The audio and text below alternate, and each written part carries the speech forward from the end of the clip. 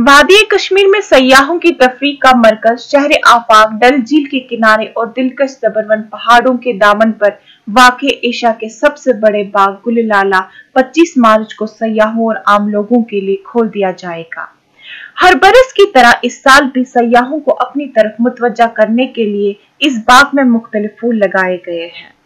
इतलात के मुताबिक महकमा फूलबानी ने 25 मार्च को ट्यूलिप त्योहार मनाने का भी फैसला किया है। 205 कनाल आराजी पर फैले इस गुललाला बाग में मुख्तलिफ रंगों के 40,000 गुललाला के फूल लगाए गए हैं। महकमे की जानिब से गैर मुकामी सयाहों की सहूलियत के लिए मुफ्त वाईफाई खिदमात फराहम करने का इंतजाम किया गया है। वाज़ा रहे कि सन 2006 में रियासत के साबिक वजीर आला गुलाम नबी आजाद ने इस बाग की तख्लीक की थी। सन 2008 में कांग्रेस के रहनुमा सोनिया गांधी ने इस बाग का इफ्तिताह किया था।